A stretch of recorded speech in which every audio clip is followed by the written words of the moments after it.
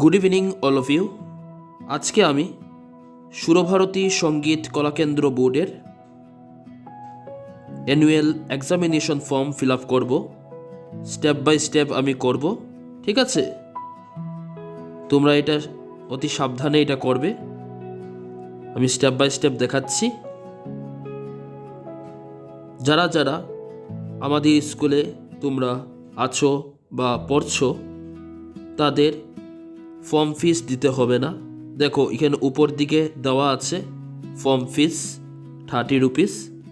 এটা যারা যারা আমার স্কুলে মানে সরস্বতী আর্ট একাডেমি শিলচরে পড়ছো, তাদের এই ফিসটা দিতে হবে না, খালি এক্সাম ফিসটা দিলেই হবে, ঠিক আছে?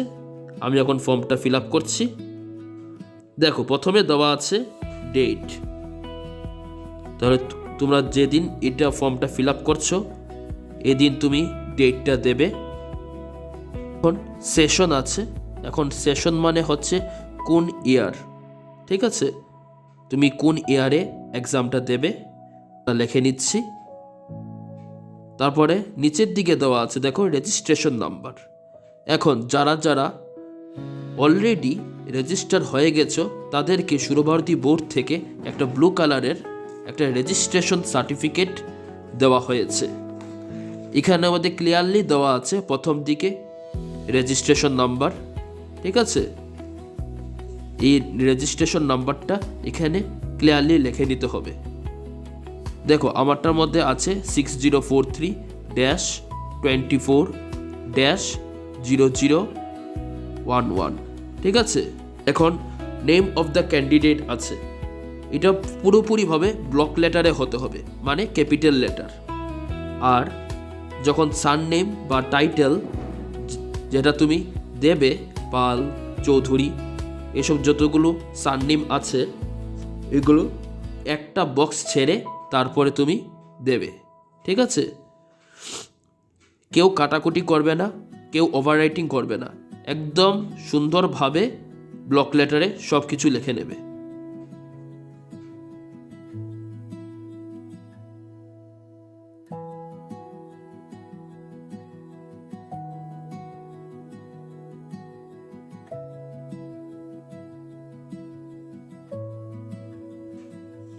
দেখো তারপরে আছে ফাদার্স নেম। ফাদার্স নেমে তুমি তোমার বাবার নাম বা তোমার যে কোনো মার নামও লিখতে পারো, কোনো অসুবিধা নেই, কিন্তু কাটাকুটি করবে না।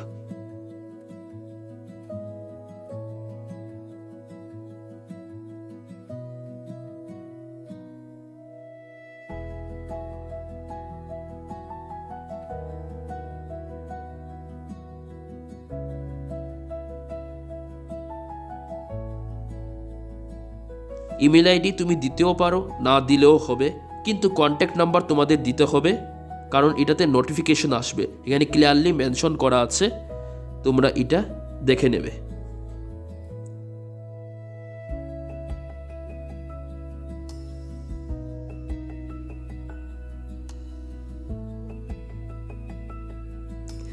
Academic qualification. এখানে একাডেমিক কোয়ালিফিকেশনে অনেক মানুষ ভুল করে। এখানে যারা যারা যে ক্লাসে আর্ট স্কুলে পড়ছো তাদের ওই ক্লাসের এটা লেখে নে, কিন্তু এটা না, এখানে রেগুলার স্কুলের কথা বলা হয়েছে।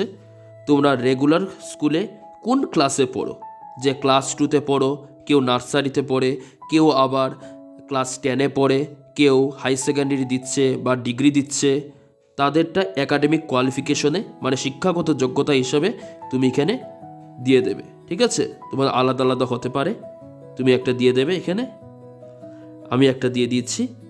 এখানে ডেট অফ বার্থ, তোমাদের ডেট অফ বার্থ আমি দেখো ড্যাশ ড্যাশ দিয়ে দিয়েছি, তুমি সেভাবেই ড্যাশ ড্যাশ দিয়ে লিখবে। কেউ স্পেলিং করে মানে অক্টোবর, কেউ নভেম্বর এরকমভাবে লিখবে না, ঠিক আছে? তারপরে এখানে অ্যাড্রেস আছে। এখানে অ্যাড্রেসের মধ্যে তোমাদের বাড়ির অ্যাড্রেস তোমরা এটা দিয়ে দেবে। তারপরে 9 নম্বরে দেখো বলা হয়েছে ইয়ার, সেমিস্টার, গ্রেড অ্যান্ড ইচ। যেটা তোমাদের মনে করো তোমরা আর্ট স্কুলে বা কোনো ডান্স বা যে কোনো স্কুল হতে পারে, কালচারাল স্কুলে তুমি কোন ক্লাসে পড়ছো, কেউ আদ্য পড়ছে, কেউ মধ্য বা পূর্ণ বা first year, second year, third year আছে, তোমাদের এটা তোমাদের ক্লাস অনুযায়ী তোমরা এটা লিখে নিতে পারো। এখানে গিয়ে তোমাদের ক্লাসটাকে লিখবে। তারপর সাবজেক্ট, কেউ আবার এখানে পেন্টিং হতে পারে, কেউ আর্ট অ্যান্ড ক্রাফট, কেউ মিউজিক পড়ছে, কেউ ডান্স, গান, আলাদা আলাদা হতে পারে। ঠিক আছে, তোমার যেটা পড়ছো এটা তোমরা লিখে নেবে। এখন details of the centre. Details of the সেন্টারে এখানে সেন্টার কোড আছে। দেখো সেন্টার কোডটা তুমি কোথায় পাবে? ওই রেজিস্ট্রেশন সার্টিফিকেটে। রেজিস্ট্রেশন সার্টিফিকেটে প্রথম দিকেই লেখা থাকবে সেন্টার কোড। ওই সেন্টার কোডটা এখানে দিয়ে দেবে। Okay, name of the centre. Name of the সেন্টারে তুমি ওই এক্সামিনেশন সেন্টার দেখো লেখা আছে রেজিস্ট্রেশন সার্টিফিকেটে। এই এক্সামিনেশন সেন্টার আর নেম অফ দ্য সেন্টার সব একই। ঠিক আছে, তুমি এটা লিখে নেবে। তোমাদের আলাদা হতে পারে, আমারটা হচ্ছে সরস্বতী আর্ট একাডেমি শিলচর। তোমাদের আলাদা আলাদা স্কুলের নাম হতে পারে, তুমি যে স্কুলে পড়ছো। ঠিক আছে, আর এই স্কুলটা কোথায় আছে, কোন অ্যাড্রেসে আছে? যে আমাদেরটা আছে সাবানন্দ লেন, কনকপুর পার্ট 2-তে, শিলচরে আছে। এটা তোমাদেরটা আলাদা হতে পারে, তোমরা এটা বুঝে লিখে নেবে। The name of the principal, তোমাদের প্রিন্সিপালের নাম তোমরা লিখে নেবে। ঠিক আছে, এখানে দেওয়া আছে। তারপরে দেখো ব্লু কালারে একটা বটনের মতো দেওয়া আছে বক্সের ভিতরে, details of the last examination past if any.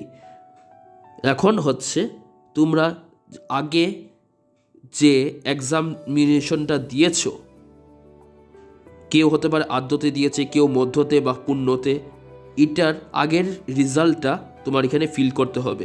তুমি কোন বোর্ডের আন্ডারে তুমি দিয়েছো।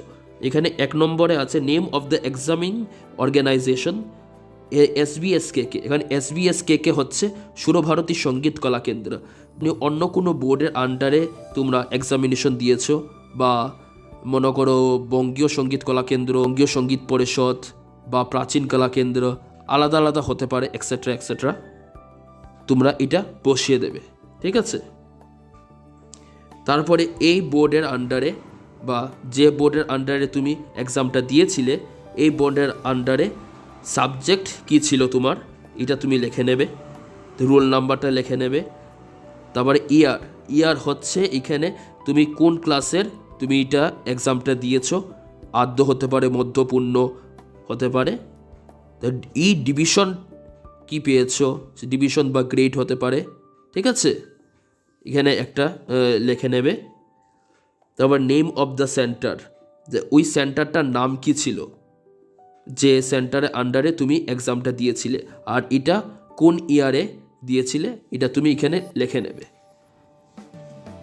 সুরভারতীর ক্ষেত্রে সুরভারতীর সার্টিফিকেটের মধ্যে সব কিছু দেওয়া থাকে, তোমরা এটা দেখে লিখে নেবে। এখন এটা যদি এখন উল্টে দাও, তাহলে certificate of the principal, secretary and centre incharge, এটা পুরোপুরিভাবে স্যার তারা করবে, এটা তোমাদের কিছু করতে হবে না। ঠিক আছে, এখানে সিল, সিগনেচার আছে, এটা দিতে হয়, এগুলো স্যার প্রিন্সিপালসদের করতে হয়, এটা তোমাদের কিছু করবে না। এই করে তোমার পুরোটা শেষ হয়ে গেছে। কিন্তু আরেকটা কথা মনে রাখবে, এখানে মধ্যে কিন্তু signature and guardian signature and parent signature এটা যেন দিতে ভুলবে না। ঠিক আছে, আর তোমার নিজের সিগনেচারটা না দিতেও ভুলবে না। কেউ কাটাকুটি করবে না, কোনো কিছু ফ্রেশ রাখবে পুরোটা। ঠিক আছে।